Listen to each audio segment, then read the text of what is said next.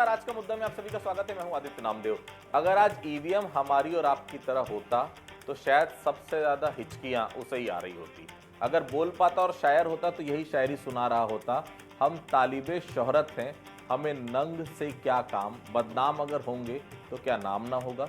अगर सिंगर होता तो ये गा रहा होता, ईवीएम बदनाम हुआ नेताजी तेरे लिए। विधानसभा चुनाव हो, लोकसभा चुनाव या फिर उपचुनाव, वाकई में नेताओं के लिए ईवीएम एक ऐसा तकिया कलाम बन गया जिसे लेकर विपक्ष हमेशा राग अलापता है। अब छत्तीसगढ़ में देख लीजिए, आज उपचुनाव का परिणाम आया नहीं है, लेकिन अभी से विपक्ष और सत्ता पक्ष में ईवीएम को लेकर जुबानी जंग शुरू हो गई है। पहले रिपोर्ट देख लेते हैं, फिर चर्चा को हम आगे बढ़ाएंगे।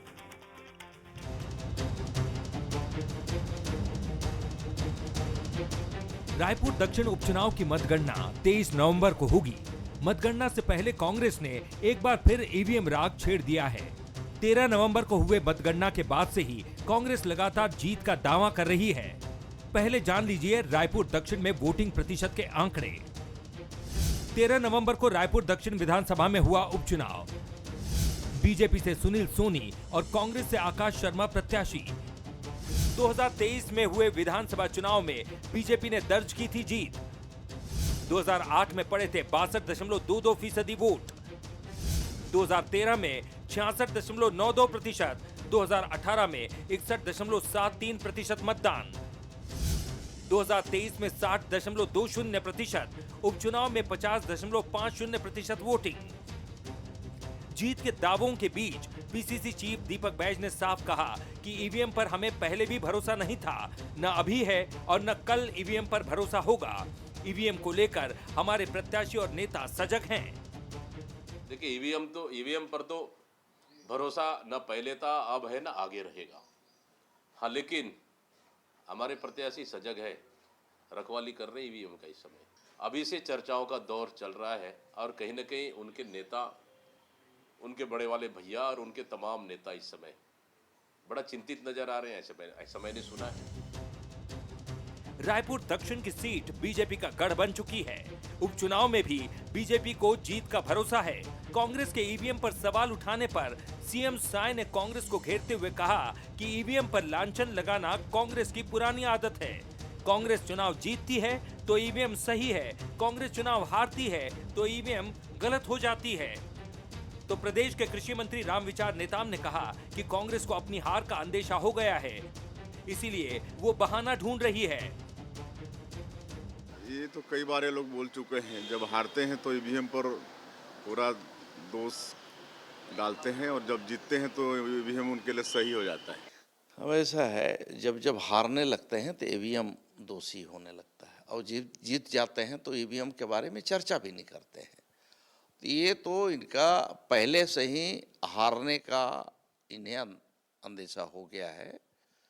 अरे गड़बड़ी क्या जनता ने नकार दिया तो ईवीएम क्या करे भाई, सभी तो ईवीएम के माध्यम से ही तो आए हैं। कांग्रेस और पूरा विपक्ष लंबे वक्त से चुनाव में ईवीएम में गड़बड़ी के आरोप लगाती रही है। एक बार फिर इसे लेकर प्रदेश में आरोप प्रत्यारोप का दौर शुरू हो गया है। उपचुनाव की आग में कांग्रेस ने एक बार फिर ईवीएम राग गाना शुरू कर दिया है। आखिर चुनाव आयोग की इतनी सफाई के बाद भी नेताओं के दिल से ईवीएम को लेकर भरी भड़ास क्यों साफ नहीं होती? सुप्रीम कोर्ट की क्लीन चिट के बाद भी विपक्ष ईवीएम को क्लीन चिट देने को तैयार नहीं है। क्या ये वाकई में हार से बचने का बहाना है या वाकई में कुछ तो है जिससे ईवीएम पर विश्वास नहीं हो पा रहा है? इधर छत्तीसगढ़ में दीपक बैज ने ईवीएम की विश्वसनीयता पर एक बार फिर सवाल खड़े किए तो फिर मुख्यमंत्री का वार पर जवाब दिया है। आखिर ईवीएम क्यों चुनाव में इतना बेचारा है, इसी पर करते हैं बहस की शुरुआत। उसके पहले बंसल न्यूज के कुछ सवाल हैं। क्या सवाल है? पहला सवाल, उपचुनाव के नतीजों से पहले कांग्रेस ने क्यों गाया ईवीएम का राग? दूसरा, ईवीएम को लेकर कांग्रेस की सजगता कार्यकर्ताओं को क्या संदेश दे रही है? तीसरा, नतीजों से पहले कांग्रेस हार का कारण ढूंढ रही है, बीजेपी के ये आरोप कितने सही हैं? मेहमानों से तारुफ करवाता हूँ। रामतर तिवारी जी हैं, वरिष्ठ पत्रकार हैं, बहुत स्वागत करता हूँ उनका। हमारे साथ सुरेंद्र वर्मा जी हैं, कांग्रेस के वरिष्ठ नेता प्रवक्ता, बहुत स्वागत करता हूँ। राजीव चक्रवर्ती साहब हैं, तेज तर्रार नेता हैं भारतीय जनता पार्टी के, बहुत अच्छा पक्ष रखते हैं, बहुत स्वागत करता हूँ। सबसे पहले सुरेंद्र वर्मा जी के पास। सुरेंद्र जी, आखिर अब क्या करे चुनाव आयोग? क्यों ईवीएम पर हर बार ठीक रहा? आपको याद नहीं कि 2018 में इसी ईवीएम ने आपको इतना भयंकर मैंडेट दिया था कि शायद किसी को विश्वास नहीं हो रहा था कि इतनी मेजोरिटी से कांग्रेस आ भी सकती है। सुरेंद्र जी। आदित्य जी, चाहे वो भारतीय जनता पार्टी को या निर्वाचन आयोग को ईवीएम से इतना प्यार है तो करे। कांग्रेस की केवल इतनी मांग है कि जो फॉर्म 17C जो एजेंटों को दिए जाते हैं उससे मिलान क्यों नहीं हो रहा है, ईवीएम के जो दर्ज वोट है, जो काउंटिंग हो रहे हैं। दूसरी बात, वीवीपैट की गिनती से इस सरकार को और निर्वाचन आयोग को परहेज क्यों है। ये दो चीजें कर दे, उसके बाद में रखते रहें। देखिए, कोई भी इलेक्ट्रॉनिक डिवाइस आदित्य जी ये क्यों हैक नहीं हो सकता। और जो सरकार जो है विपक्षियों की जासूसी कराने पेगासस जैसे हजारों करोड़ के सॉफ्टवेयर खरीद सकती है, वो कुछ भी कर सकती है। भारतीय जनता पार्टी को ये स्पष्ट करना चाहिए कि बीईएल और ईसीआई जो ईवीएम बनाती है और उसके लिए सॉफ्टवेयर तैयार करती है, उसमें भाजपा के और आरएसएस के कितने लोग डायरेक्टर हैं, ये उसका खुलासा भी करना चाहिए। देखिए, भारतीय जनता पार्टी के नेता पहले, आपको याद होगा, सबसे पहले किसी ने आपत्ति की थी तो वो अडवाणी जी थे। उन्होंने किताब भी लिखी। उसके बाद जो भाजपा के जो इलेक्शन मैनेजमेंट के मास्टर माने जाते हैं, तत्कालीन भाजपा के प्रवक्ता भी थे, नरसिम्हन जी ने आपत्ति व्यक्त की थी। और अब जो है भाजपा क्यों उसकी तरफदारी कर रही है, आपने देखा 2017 में उपचुनाव था मध्य प्रदेश में, भिंड में, वो वीडियो वायरल आपने भी देखा होगा कि कैसे किसी भी पार्टी को वोट डाले, वोट भाजपा में जा रहा था। उसके बाद जो है कार्रवाई करने के बजाय वहां के कलेक्टर और एसपी के खिलाफ कार्रवाई कर दी गई। और इस चुनाव में अभी मैं जो आखिरी चुनाव हुआ लोकसभा का आम चुनाव, उसके मैं आंकड़े बता रहा हूं आपको। जो 538 लोकसभा क्षेत्र है, 543 में से 538 मतलब 99% जो लोकसभा की सीटें हैं वहां पर आंकड़ों में फर्क आया। 362 लोकसभा के जो परिणाम थे उसमें 17C से 5,54,548 वोट का फर्क है। और उसके बाद में 176 में जो है 35,093 वोट का फर्क है। और उसके अतिरिक्त एक और महत्वपूर्ण बात, जो आंकड़े जारी किए गए मतदान के दिन पहले से लेकर 5वें चरण तक लोकसभा में रात को 8 बजे, उसके बाद अचानक 6 दिन 8 दिन 4 दिन बाद में 6% से 8% तक जो संख्या बढ़ी है। और उसके बाद अब 17 से मिसमैच हो रहे हैं। तो ये साफ जाहिर है कि सरकार का षड्यंत्र है। मैं राजीव जी, कांग्रेस ने तो फिर ईवीएम पर सवाल खड़ा कर दिया। अरे अच्छे से समझा दीजिए ना, आप लोग ईवीएम के बारे में समझा क्यों नहीं पा रहे? इतना साल हो गया वही ईवीएम ईवीएम ईवीएम। बैठाल के एक दिन सुरेंद्र जी के साथ आराम से बैठिए, 3-4 घंटा समझाइए उनको ईवीएम के बारे में। राजीव जी, देखिए, जब सेना हारती है तो सेनापति को दोष देना चाहिए। अगर ताली भी कप्तान को तो गाली भी कप्तान को। लेकिन यहाँ उल्टा होता है, गाली देते हैं ईवीएम को, मैदान जंग को, कि मैदान टेढ़ा था, नाच न जाने आंगन टेढ़ा। देखिए, राजीव गांधी जी का 1990 का एक भाषण आ रहा था जब वो लोकसभा में गए, तो उन्होंने कहा कि भाजपा 80 पर कैसे आ गई। मुझे तो लगता है कि इस बार इन्होंने डब्बा बदल दिया। तो राजीव गांधी जी ने डब्बा बदल दिया। हालांकि उनके सहयोगी लालू यादव जी बूथ कैप्चरिंग करते थे खुलेआम। ये लोगों ने देखा था उस समय दूरदर्शन में कि किस प्रकार से हथियारबंद लोग आते थे राष्ट्रीय जनता दल के और कांग्रेस के, और बोलते थे आपका वोट हो गया, आप चलिए। और वहाँ बूथ कैप्चरिंग करके उसकी गिनती होती थी। जब विपक्ष आ जाती है सत्ता पे, तब ये पेट दर्द होता है, ये ईवीएम की गलती है और डब्बे बदल दिए गए। पहले होता था, तो अब देखिए डब्बे भी कभी बदले नहीं गए, ना ईवीएम में कोई गड़बड़ी है। सुप्रीम कोर्ट में आम आदमी पार्टी ने चुनौती दी थी कि हम ईवीएम को हैक करके दिखाएंगे, वो चुनौती फेल हो गई। सुप्रीम कोर्ट ने दोबारा मौका दिया कि अगर आपके पास कोई तथ्य है, कोई सबूत है तो पेश करिए। तो आज तक सबूत नहीं दे पाए। वो कहते नहीं हो सकता है, तो हो सकता, अगर हम जीतेंगे तो उसकी चर्चा नहीं करेंगे, अगर हम हार जाएंगे तो हमारे पास तैयार है कि साहब आपका जो ये मैदान है, ये आपका ईवीएम है, इसमें गड़बड़ी है, ये फलाने कंपनी के, उसके डायरेक्टर आरएसएस के हैं। यानी बड़ी अजीब सी बात है। आप चुनाव मैदान में आइए, आपका मैनिफेस्टो क्या है, आपकी रीति नीति क्या है, आप जनता से कितना कनेक्ट कर सकते हैं, कितना समन्वय बना सकते हैं, वो नहीं। हार जाएंगे तो ईवीएम के लिए एकदम तैयार, ईवीएम को हम दोष देंगे, हम अपनी गलतियों को नहीं ढूंढेंगे। राउतर जी, ईवीएम हर बार चुनाव में मुद्दा क्यों बन जाता है? कैसे अपने आप को प्रूफ कर पाएगा बेचारा ईवीएम?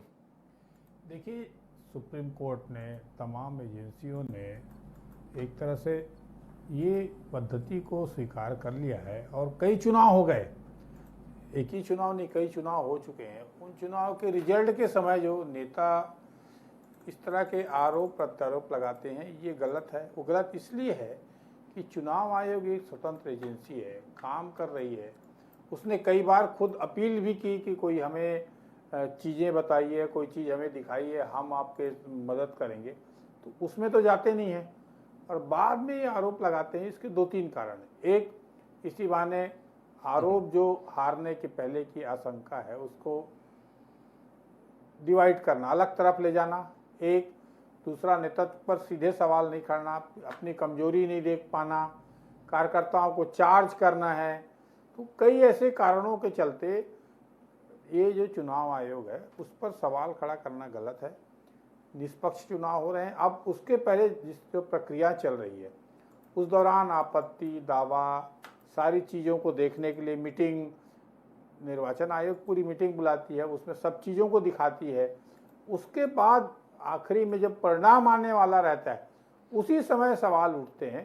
तो इस सवाल से विश्वसनीयता जो हमारे देश की संस्थाएं हैं लोकतांत्रिक व्यवस्था को चलाने के आपको लिए, याद होगा पिछली उन बार राउतर जी संस्थाओं जब के सवाल नहीं खड़े करने प्रेस चाहिए। कॉन्फ्रेंस ले रहे थे, जो हेड है राजीव जी, उन्होंने एक शायरी से शुरुआत की थी ईवीएम के बताते बताते कि मैं थक गया हूं, मैं क्या समझाऊं ईवीएम के बारे में। सुरेंद्र जी, आप कहीं रायपुर दक्षिण में हार का बहाना तो नहीं ढूंढ रहे हैं? भाजपा तो यही आरोप लगा रही कि पहले से आप लोगों ने हथियार डाल दिए, हार गए तो सीधा ईवीएम के ऊपर ठीकरा फोड़ के अलग हो जाएंगे। आदित्य जी, आप इस बात के गवाह हैं कि 2018 में कांग्रेस पार्टी के जीत के बाद भी जो नगरीय निकाय चुनाव हुए थे उसमें हमने बैलेट पेपर से चुनाव करा, और बैलेट पेपर चुनाव से चुनाव कराने के पीछे कारण था। आपने चंडीगढ़ में जो महापौर का चुनाव हुआ वो भी आपने देखा है, यदि वहां पर सीसीटीवी कैमरा नहीं होता और फुटेज बाहर नहीं आते तो ये तो अपना खेल कर चुके थे। हाँ सुनिए ना, इसीलिए तो रह गया वो बैलेट पेपर में भाजपा के इशारे पर चुनाव अधिकारी कैसे काम कर रहे थे वो दिखा। और जो है कोई भी देखिए, आप मोबाइल चलाते हैं, यहाँ बैठे सब हम मोबाइल चलाते हैं, कोई भी इलेक्ट्रॉनिक डिवाइस जो बैटरी से चलता है पूरा दिन उपयोग करने के बाद हफ्ता 10 दिन 5 दिन बाद वो काउंटिंग के लिए खोला जाए और 99% उसमें बैटरी दिखाए तो ये साफ दिखता है कि उसके साथ में छेड़छाड़ की गई है। और भारतीय जनता पार्टी के नेता ये बताओगे तो राजू भाई सुन लीजिए, पहले बचपन में हम कहानी पढ़ते थे ना, एक शैतान की जान जो है वो तोते पे होती है। इन भाजपाइयों का जो लोकतंत्र विरोधी चरित्र है, लोकतंत्र का गला घोट के जनमत चुराने का जो इनका षड्यंत्र है, तो इनकी जान उसी ईवीएम में है। आप 2 बार से देखिए, कांकेर लोकसभा के चुनाव परिणाम आप देख लीजिए, 2000 से कम का अंतर दोनों चुनाव में रहा है। और रिकाउंटिंग से क्यों इनको इतनी तकलीफ है? जब देखिए मशीन से, सुन लीजिए राजू भाई, मशीन में रिकाउंटिंग में कितना समय लगता है? भारी भरकम फीस 40,000 50,000, और उसके बाद भी आज तक ये निर्वाचन आयोग रिकाउंटिंग का आवेदन चार ही जगह आप अप्लाई कर सकते हैं, 4 बूथ से ज्यादा में आप रिकाउंटिंग की मांग नहीं कर सकते, वो तक ये नहीं कर पाई है। इसका मतलब साफ है कि भाजपा के इशारे पर केंद्रीय चुनाव आयोग जो है वो खेल रही है। राजीव जी, कांग्रेस बोल रही कि ईवीएम को लेकर प्रत्याशी और नेता दोनों सजग है हमारे। आपकी नजर दीपक बैन का वो बयान है, आपने देखा, क्या संकेत दे रहा है? क्या आप लोग गड़बड़ी करने वाले हैं ईवीएम को लेकर? जी देखिए, वही तो लोकतांत्रिक, जिस पार्टी ने लोकतंत्र को कटघरे में खड़ा कर दिया, कैद कर दिया, वो पार्टी अब ईवीएम पर दोष देती है। मैंने हारने के लिए आप अपने संगठन को दुरुस्त करिए साहब। आपने बोल दिया ईवीएम की गड़बड़ी है। अभी 240-42 पर अगर भारतीय जनता पार्टी लोकसभा में, शुक्र है कि हम 370 जो हमारा टारगेट था हम नहीं कर पाए, कर लेते तो आप कहते देखिए ईवीएम की गलती थी। अब क्यों नहीं कहते लोकसभा में ईवीएम में गड़बड़ी हुई? जब 2018 में आपकी सरकार नहीं, देखिए मैदान में तैयार रहिए, हार को स्वीकार करिए। हम हार की नैतिकता को सहर्ष स्वीकार करते हैं, आप हार के लिए बहाना तैयार करते हैं। तो इसीलिए आपकी जो संख्या लगातार घटती है, आप आत्मावलोकन नहीं करते हैं। कांग्रेस पार्टी आत्मावलोकन नहीं करती है, वो केवल दोष देने के लिए खोजती है कि हम किसे सूली पर लटकाए। इसीलिए आपकी पार्टी का पतन हो रहा है। और इसीलिए आपको समझना पड़ेगा कि जब जब ये लोकतांत्रिक व्यवस्था है, मशीनीकरण का युग है, कंप्यूटरीकरण का युग है, इसमें आपको इसके हिसाब से चलना होगा। हमें याद है जब 6-6 दिन तक परिणाम नहीं आते थे, पहले बंडल बनते थे, काउंटिंग होती थी, उसका पहला चक्र, दूसरा चक्र। आज अगर 1 दिन में परिणाम आता है तो आपके पेट में दर्द होता है। देखिए साहब, कोई भी में गड़बड़ी नहीं है। गड़बड़ी आपके नियत में है, गड़बड़ी आपके नीति में है, गड़बड़ी आपकी सोच पर है कि आप लोकतांत्रिक जो इतनी बड़ी व्यवस्था बनी हुई है उसके ऊपर आप शक करते हैं।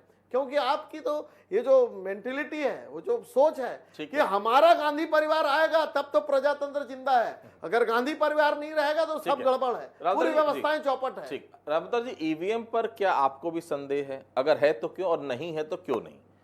क्योंकि आपको दोनों पार्टियों का समझाना पड़ेगा, ईवीएम पर विश्वास करे या ना करें। जी, मुझे संदेह नहीं है, क्योंकि लोकतांत्रिक व्यवस्था में इस तरह से संस्थाओं को मजबूत बनाने की दिशा में होने चाहिए। हो सकता है जो 2 मांग इन्होंने की वो मांग को पूरी करनी चाहिए ताकि और ज्यादा विश्वसनीयता बढ़े। उसको दूर किया जा सके। जी। हाँ, दूर करे, जो संदेह है जी। उसको दूर करने की कोशिश होनी चाहिए, पहला। दूसरा, ये परिस्थितियों को समझना पड़ेगा। कांग्रेस या भाजपा जो भी विपक्षी पार्टियां हैं, चाहे अन्य पार्टियां हों, उसको कारण क्या है, जनता क्या सोच रही है, जनता क्या देखना चाहती है, जनता क्या करवाना चाहती है, ये समझना पड़ेगा। अगर आप अपने एजेंडे में चलेंगे और जनता के एजेंडे में नहीं चलेंगे तो परिणाम अलग अलग दिखेगा। उसके लिए आप ईवीएम या संस्थाओं को दोषी नहीं ठहरा सकते। संस्थाएं इतनी तरीके से चल रही, इतने चुनौतियां दे रही है, इतने खुलेपन, जब जो भी चुनाव होते हैं, चुनाव के पहले दिन से चुनाव आयोग के अधीन आने के बाद लगातार सक्रिय रहते हैं राजनीतिक दल, उस समय सब बात नहीं होता। या पूरा भाग मत लो आप, अगर आप इस व्यवस्था से असंतुष्ट है तो भाग ही मत लीजिए। अगर आप भाग ले रहे हैं तो पूरा तरीके से चीजों को देखकर उस पर काम होना चाहिए तो ज्यादा अच्छा होगा। जी सुरेंद्र जी, रायपुर दक्षिण में आपकी क्या स्थिति रहने वाली है? आप लोग क्या मान रहे हैं कि उपचुनाव आप लोग हार रहे हैं, और मान लीजिए अगर आप जीत गए तो फिर ईवीएम को क्या कहेंगे? आदित्य जी, देखिए, रायपुर दक्षिण में जो है जनता एक युवा प्रत्याशी के साथ है, एक निष्क्रिय जनप्रतिनिधियों के खिलाफ जो है माहौल लगातार आपने भी देखा। और देखिए, मूल बात जहां तक ईवीएम का सवाल है, पारदर्शिता से भारतीय जनता पार्टी को इतनी डर क्यों? ईवीएम में जो है वीवीपैट की व्यवस्था क्यों की गई है? उसकी पारदर्शिता सुनिश्चित करने। अब ईवीएम में जो वीवीपैट से पर्ची निकलती है उसकी गिनती में भारतीय जनता पार्टी को तकलीफ क्यों, पीड़ा क्यों? मूल बात जो है, आपने देखा कि ये लोकतंत्र विरोधी सरकार किस तरह से केंद्रीय चुनाव आयोग में जो सदस्य और अध्यक्ष बनते हैं उसके निर्वाचन की प्रक्रिया में ये बदलाव किए। सुप्रीम कोर्ट के चीफ जस्टिस वो हुआ करते थे उसमें सदस्य, उसको हटा के विधि मंत्री को डाले, मतलब 3 में से 2 सदस्य सरकार के हों। तो इनकी मंशा, इनका लोकतंत्र विरोधी चरित्र जो है इसी से स्पष्ट हो जाता है। People association for democratic reform जो है, एडीआर करके संस्था है, उन्होंने तथ्यों के साथ आरोप लगाया कि 99% सीटों पर, सुन लीजिए, 543 में से 538 में सीआईए से पैसा खाई सुनिए, क्यों जारी नहीं करती निर्वाचन आयोग? आज संस्था की बात कर रहे हैं, वो भारत विरोधी भाषण देती है। कांग्रेस जीत जाए तो ईवीएम जिंदाबाद, इनकी कांग्रेस हार जाए तो ईवीएम गड़बड़। संघियों को इस प्रकार से ईवीएम बनाने वाली कंपनियों में डायरेक्टर बनाकर लोकतंत्र का गला घोट रहे हैं। ये जनमत चुराने वाली सरकार है। मुद्दों को लेकर सड़क पर आइए, सदन पर आइए, एडीआर की बात करते हैं। जो चीन की समर्थित संस्था है, जो रिकाउंटिंग जो अमेरिकी समर्थित संस्था है, जो भारत में मानवाधिकार आयोग को लेकर यूएनओ में बात कर रही है, वो संस्था की बात करते हैं, वो संस्था की बात करते हैं, निर्वाचन जो संस्था भारत में बदनाम करती है। निर्वाचन आयोग को अपनी पार्टी कार्यालय के रूप में चला रहे हैं। अभी नहीं। ठीक है राजू जी, यही सवाल आप लोगों से भी है। अगर उपचुनाव का परिणाम आपके पक्ष में नहीं रहा तो क्या आप भी ईवीएम पर आरोप लगाएंगे या फिर अपनी पार्टी की कमियों को जिम्मेदार मानेंगे? बिल्कुल, मैं तो बार बार कहता हूं, हमारी पार्टी बार बार कहती है कि आत्मावलोकन करना पड़ेगा। हम आत्मावलोकन करेंगे, जो अगर कोई नकारात्मक परिणाम आता है, हालांकि सकारात्मक आएगा। और देखिए, कांग्रेस की जो चीख है, यह चिल्लाहट है, ये बदहवासी है, यह दिखलाती है कि हार चुके हैं। ये बता दीजिए, ये हरियाणा हार चुके हैं, उत्तर प्रदेश का ना, ये गिनती से भाग के ये जो पाप है इनके, जो जनमत चुराने का जो ये बात कर रहे हैं, षड्यंत्र रच रहे हैं, उससे पत्रकारी कर रहे हैं। सुनिए, क्यों नहीं होना चाहिए वीवीपैट की गिनती? बताएं। 2 बार काउंटिंग और नहीं कर 99% सकते। बैटरी कैसे उपयोग किया हुआ जो डिवाइस है, पूरा रहता है, 99% बैटरी कैसे? अच्छा, जीत जाए तो वीवीपैट की जांच होनी चाहिए। बिल्कुल नहीं। कांग्रेस की हमारी सरकार बनने के बाद हमने नगरीय निकाय चुनाव बैलेट पेपर से कराया। अच्छा बताइए, यहाँ भी नहीं होना चाहिए। एक सेकंड सुरेंद्र जी, हिमाचल में आपकी सरकार आई थी, तब ईवीएम सही थी, तब भी हमने विरोध किया था। गलत बोल रहे हैं, तब भी हमने विरोध किया था। अभी लोकसभा में ईवीएम बिल्कुल, ईवीएम में जो 17 से मिलान नहीं हो रहा, कौन जवाबदार? अब आप बताइए, से लगभग पौने दिल्ली में महापौर का चुनाव में ईवीएम ठीक था, 4 से 8% वोट एक हफ्ते बाद बढ़ा दिए गए ईवीएम की। जो वो मैं आपको बताता हूं, आपको मालूम नहीं, मैं आपको बताता हूं। तो ये सरकार जो है लोकतंत्र का गला घोटने वाली सरकार है। सुन लीजिए, वोट क्यों पड़ते हैं? जो टेबुलेशन से जो शीट आती है, उसकी जब गणना कुल मिलाकर की जाती है, आपको मालूम नहीं है। 5,90,000 वोट का फर्क है, टेबुलेशन का नहीं है। 17 और काउंटिंग में फर्क है, और उसके बाद 17 फाइनल रिपोर्ट आती है, आंकड़ों में फर्क है। आपको 5,89,000 वोट का फर्क है 538 लोकसभा क्षेत्रों में। देखिए, हम जीत गए, हमारी सरकार राजीव है। जी, राजीव जी, और EVM राजीव जी, राम अवतार जी को खड़े होना पड़ जा रहा है, इतना जोर जोर से आप लोग बोल रहे हैं। राम अवतार जी को थोड़ा समन्वय बना के चलिए भाई। राम अवतार जी, चुनाव आयोग क्या करे? कोर्ट से भी क्लीन चिट मिल गई है, लेकिन अगर नेता इस तरह से सवाल उठाएंगे राम अवतार जी, तो फिर आम जनता कैसे ईवीएम पर यकीन कर सके? क्या राजनीतिक पार्टी को कोई जिम्मेदारी नहीं बनती? हर चीज में केवल राजनीति करना जरूरी है? देखिए, बस्तर जैसे इलाके में मतदान विधानसभा चुनाव में देखेंगे, लोकसभा चुनाव में देखेंगे तो 60%, 70%, कहीं 85% हुए हैं। तो जनता तो वोट डालने जा रही, चाहे आज भी देखिएगा आप, चाहे महाराष्ट्र में हो, चाहे यहाँ जैसे आदिवासी इलाका है झारखंड, वहाँ पर ज़बरदस्त मतदान हुआ। तो लोगों को अगर आस्था नहीं होता तो लोग वोट डालने नहीं जाते, उदासी दिखती और बातें दिखती, वो बातें नहीं दिख रही है। इसलिए जो और व्यवस्था क्या है, ये बात सही है कि इसमें पारदर्शिता लाने के लिए कुछ सुझाव की बात लंबे समय से की जा रही है। उन बातों को दरकिनार करने के कारण समझ से परे हैं। ऐसे जो चीज़ है पर संदेह खड़ा होते, जैसा कोई नियुक्तियां हो गई कि नियुक्ति में 2 लोगों को होगा, 10 का नहीं होगा, वो संदेह आते हैं, पैसा चल गया। कई ऐसी बातें जो भ्रम पैदा करती हैं या बनती हैं, उसी तरह से एक चुनाव आयोग पर खड़ा कर जा रहे हैं। ऐसी संस्था जो संस्था इतना चुनाव करा रही हैं, इतने सटीक मतदान कई जगह से हुए हैं, कई परिणामों पर जनता की स्वीकृति, जैसे छत्तीसगढ़ में मतदान हुए, छत्तीसगढ़ में ये जिस तरह से मतदान हुआ, परिणाम आया, तो जनता उसके करीब दिखी ना। तो इस तरह से अब उसमें ईवीएम में 1-2 जगह इस तरह की बातें आ रही है, या पारदर्शिता की बातें आ रही है, या विपक्ष की जो मांग है, निश्चित तौर पर बड़ी अच्छी मांग है, उन मांगों को भी पूरा करें ताकि विश्वसनीयता बढ़े। सुरेंद्र जी, बस सिर्फ 1 मिनट प्लीज ना। आदित्य जी, 17 से मिलान करने में भाजपा को और निर्वाचन आयोग को क्या आपत्ति? जो अंतिम आंकड़े डिक्लेयर करती है, जो परिणाम आते हैं, उसका मिलान 17 से करके जारी करे सरकार। दूसरी बात, वीवीपैट की गिनती क्यों नहीं होनी चाहिए? पारदर्शिता के लिए तो प्रावधान किया गया है। तो इन दोनों विषयों में भारतीय जनता पार्टी की आपत्ति भाजपा के षड्यंत्रों का प्रमाण है। ये नहीं चाहते कि निष्पक्षता से चुनाव हो, ये प्रभावित करना चाहते। लास्ट कमेंट 1 मिनट बस प्लीज ना जी। ईवीएम बिल्कुल दुरुस्त है, परिणाम बिल्कुल दुरुस्त है, लोकतंत्र का पर्व है। कभी तू डाल, कभी तू पात। इस पे अगर आप संदेह करेंगे तो आप अपने बुद्धि को दिखला लीजिए किसी मनोचिकित्सक के पास, सबको दिखा दीजिए कि क्या दिक्कत है। दिक्कत आप में है, दिक्कत मशीन में नहीं है, भाजपाइयों के नियत में है। ठीक है, तो देखिए, ईवीएम को लेकर रार आज से नहीं, पहले से जारी है। निश्चित तौर पर कांग्रेस की अगर कुछ उसमें फाइंडिंग्स हैं, कांग्रेस कुछ चाहती, कुछ उसमें अपग्रेडेशन होना चाहिए, कुछ नई चीज आनी चाहिए, किसी चीज को लेकर अगर संदेह है तो निश्चित तौर पर निर्वाचन आयोग को संदेह को दूर भी करना चाहिए। और दूसरी बात, नतीजे जिसके पक्ष में भी आए, हमने वो समय भी देखा है, हमने तो खैर सुना है, राम अवतार जी ने देखा होगा, जब मतपेटियां लूट ली जाती थी, शायद उसी का एक तरीका था कि उसके बाद ईवीएम लाया गया। लेकिन अब ईवीएम को लेकर भी अगर संदेह अगर हो रहा है तो निश्चित तौर पर उसका कोई बीच का रास्ता चुनाव आयोग को भी नहीं करना, क्योंकि सीधी सीधी बात है, निष्पक्षता बहुत जरूरी। अगर संदेह है तो उसमें कहीं ना कहीं उस संदेह को दूर करना भी जवाबदारी जो है भारत निर्वाचन आयोग की। आप सभी हमारे से जुड़े, आप सभी लोगों को बहुत बहुत धन्यवाद। आज का मुद्दा में फिलहाल इतना ही, बाकी खबरों के लिए आप लगातार बने रहिए बंसल न्यूज के साथ। नमस्कार।